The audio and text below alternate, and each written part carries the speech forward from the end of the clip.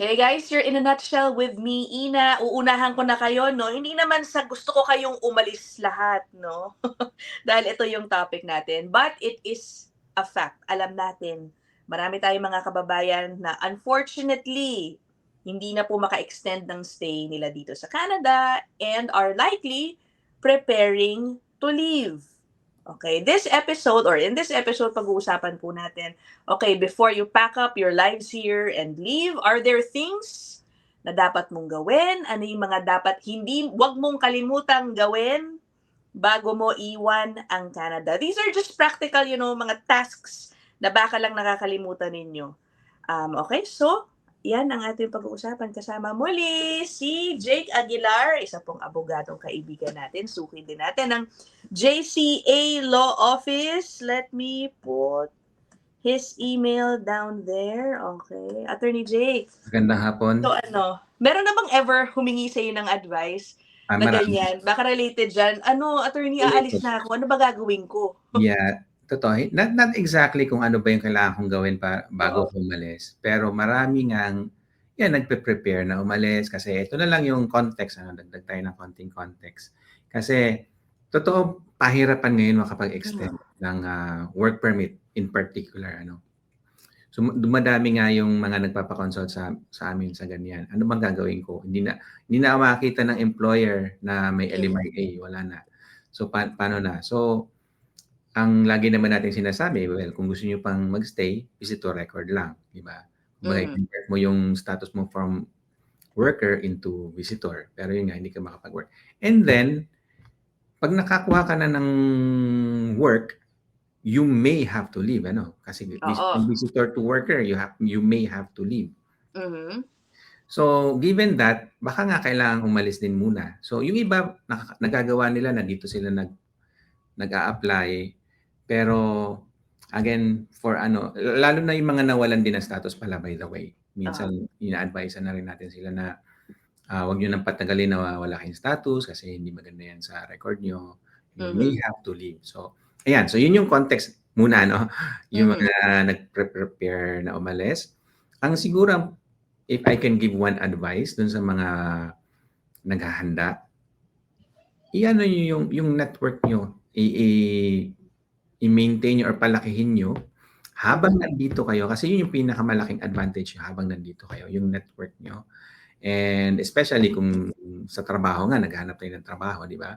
Yung network na yun, importante. Network nyo sa mga potential employers nyo, mga kaibigan kamag-anak. At some point, sila din yung tutulong sa inyo na kung maghahanap kayo ng trabaho, i-refer nila kayo, di ba? So, yun. Siguro yun yung one single advice na pwede ko maibigay bago kayo umalis, yung connection nyo, i-maintain nyo. So, kahit nasa labas na kayo, at least meron kayong ganong connection.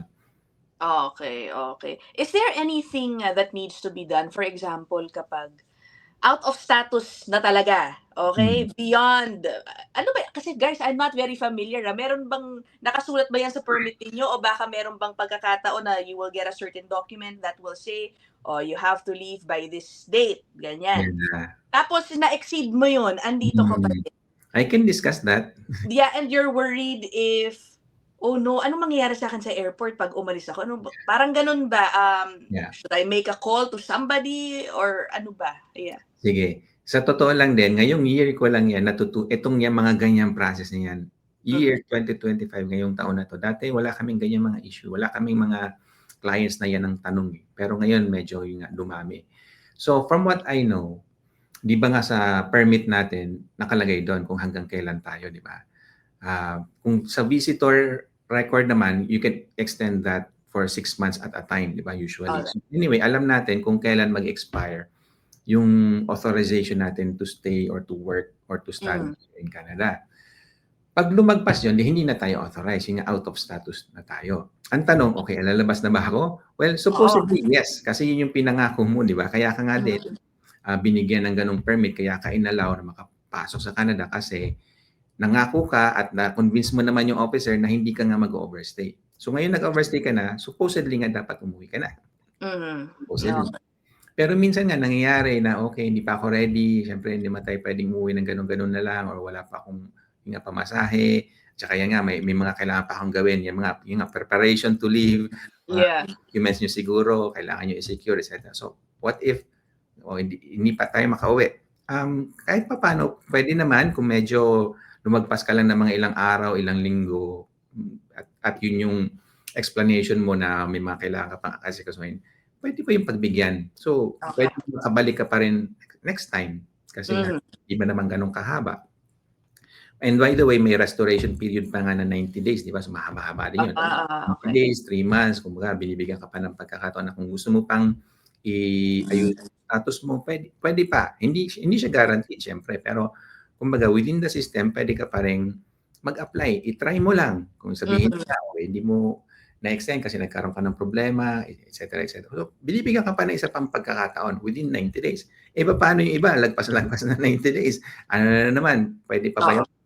In some cases, pwede pa rin. So, depende nga sa sitwasyon mo kung talagang may maganda kang dahilan kung ba't 3 buwan na, 90 days na, hindi mo pa rin na-restore. Possible, pwede pa rin. So, discretionary sa officer. So, kumbaga, laging pwede. Minsan nga, taon na, minsan pwede pa din. Kasi, nakapag-asawa ka, tapos ini-sponsor ka. So, ganun eh. Yeah. Anyway, very, dependent dun sa facts. Dun sa situation. Pero minsan, yung pag-stay ba, o pag-overstay is pwede pa rin namang ma-justify. But we don't encourage that, of course. Yeah. And lagi nga natin sinasabi, as much as you can, if you can, maintain your status, i-maintain mo para wala ka nang kailangan i-explain later, di ba? Yeah. Okay. Let's go to the more practical things that they should not forget to do. For example, securing their whatever immigration documents they have for their records. Baka kailangan ba nila yan? Halimbawa, kung magsusubok ulit sila pumunta ng Canada in like a few years or several years from now, yung mga ganyan, dapat keep them intact. Yeah. Anong gagawin nila sa work nila? Ano ba sasabihin nila sa boss nila? Sa school ng mga anak nila? Sa bangko nila? Ganon. Exactly. May mga ganyan bang kailangan So yeah, finalize? Kaya I would say yung network nyo, yung communication nyo sa mga kakilala nyo dito, at you may even execute power of attorney. Oh, okay. Para merong tao na pwedeng kumilos on your behalf. Kunyari nga, meron ka hindi na-anticipate or hindi naisip na, kailangan mo palang kausapin yung bangko na to, nakalimutan mo or something like that. Kung meron kang power of attorney na in-execute at meron kang pinagkatiwala dito sa Canada, well, at least siya pwedeng gumawa nun on your behalf. Parang SPA sa atin sa Pilipinas. Okay. Parang ganun lang. So, you may want to do that. You may want to sign that. Para lang din, yun nga, merong authorized na kumilos on your behalf. Okay. I guess given na guys, yung mga subscription din ninyo sa utilities, ganyan, ipa-cancel ninyo bago kayo umalis. Right. Okay. Yung bangko, kunyari, you have a bank account, savings account, or whatever type of account, you should close it. What happens if you don't close it, Attorney Jake? Ganyan. Okay lang naman, kaso depende kung may mga charges yun eh. So, yeah. Okay. Tsaka minsan pag hindi yung gumagalaw, baka maging dormant siya or something. Hindi mo na makontrol ayun at some point. So, it's a good idea nga rin na i-close mo na lang para at least wala ka ng problema. Pwede ka naman mag-reopen at some point. Oo. Tapos, naku po, ito na, controversial ito. Your debt in Canada. I sort of tackled this in the previous episode, pero ayan, galing na mismo sa isang abogado. Okay, ang daming iba't ibang sitwasyon na like, hindi pa ako tapos sa kotse ko, bumili ng kotse ng financing. Okay, kaya pala umuwi. Or credit card debt. Ganyan. What should they do? Yan, ang debt, magandang usapan din yan. Dito sa Canada, matibay yung rules dyan about bankruptcy tsaka yung consumer proposal. So may mga ganun naman eh. So yung utang, syempre, kailangan bayaran. Pero kung hindi mo mabayaran yun, may dalawa kang option nga, yung mag-file ka ng bankruptcy or yung consumer proposal. But hindi tayo expert doon, pero lang, kumbaga, at its most basic, yun yung remedyo sa'yo pag medyo na-overwhelm ka na sa mga utang, hindi mo na kayang bayaran. May solusyon. Yun ang kagandahan dito. Pwede ka reset ba?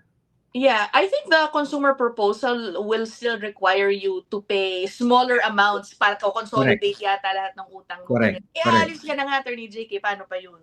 Correct. So, yun lang yung part na hindi ko na masyadong kabisado, and it's better na magpa-consult sa mga trustee may Mhm. trustee in bankruptcy. May mga specialist para diyan. Sila makapagbigay ng mas detalyadong advice.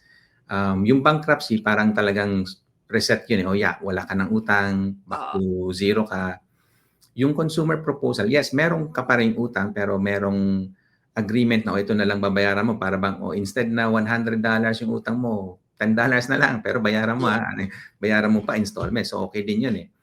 Okay. Mas madali yatang maka-recover sa yung credit score. I'm not too sure Mhm. about that pero in some cases mas magandang option yon kaysa yung sa talagang outright bankruptcy. Okay, okay. Pero ito siyempre Attorney Jake sabihin nila, "Aba, hindi ko na mababayaran, ba't pa ako magfa-file ng bankruptcy, aalis na ako." O sabihin nila, "Iiwan ko na lang 'to." Okay. Pero guys, 'wag niyong gagawin yun, I do not Oh, yun nga, encourage yeah. that, Of ha. course, I we're do not not encourage. suggesting Paano it. yun? Wala talaga silang pambayad, kailangan rin nila umalis, Attorney Jake, what happens? Well, I would suggest pa rin na asikasuhin nila yon and kung kailangan Find a mag-file way. nga ng bankruptcy or what, Oh, ayusin nila. Yun din yeah, magandang gawin bago umalis. Kasi, well, unang-una, hindi na ba kayo babalik sa Canada? Kasi who knows, di ba? Baka naman at some point, babalik din kayo, di ba? Pag maganda na yung sitwasyon, babalik din kayo para at least makabalik kayo at pagbalik nyo, okay pa rin kayo. Di ba? mhm. So, I would just say, tsaka para wala na rin kayong iniisip, di ba? Kasi kung aalis ka tapos yung pala may utang ka na hindi mo naasikaso, hindi natin alam kung saan pupunta yun eh, yung problema na yun. Pero kung naasikaso mo na siya, nag-file ka ng bankruptcy or consumer proposal, at least medyo natuldukan mo siya. Mhm. Nagawan mo siya ng paraan, tsaka yun nga, kung aalis ka man, wala ka na masyadong iniisip kasi alam mo na naasikaso mo na siya, di ba? So Yeah, anyway, that's just me, I guess, para oo. at least makatulog pa rin tayo ng mahimbing. Correct, oo. Tama si, Attorney Jake ano, kumbaga leave na na malinis ang inyong konsensya, malinis din ang inyong record. Hmm, Because if you especially want to try again, na malinis ang record mo, alam mo ba pupunta ka dito tapos ano ka, very bad credit ka na. Ano yan. ba 'yan, 'di ba? Hindi mo alam. Oo, tapos paano ka makakakuha ng credit card ulit nun 'pag, bumalik ka dito, nakabalik ka by, some whatever reason. Ang Right. hirap nun, oo. Anyway, yun lang naman.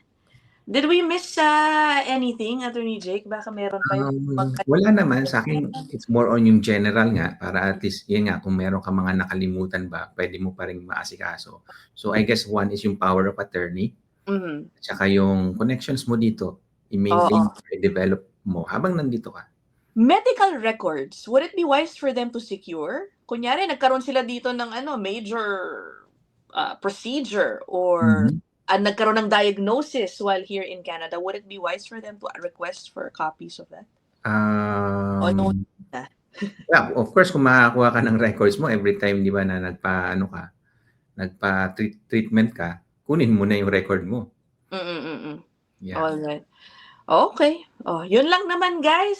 Short but sweet ang ating episode na ito. Kung meron kaming na-miss, and na-experience yun na yan and you regret, leaving whatever behind or not doing it before you left, yeah, put them down there in the comment section. Thank you so much, Attorney Jake. Salamat din. Maraming salamat as always. Laging nandyan. Alam mo, ang bilis Thanks niyo for having mag-reply. me. Sa totoo lang, pag nag-i-email ako kay Attorney Jake, napakabilis. Same day, makukuha na natin agad yung 'Pag may answer. isisingit bakit hindi? Thank you so much, guys. We'll Salamat. end this episode here. Bye! Bye.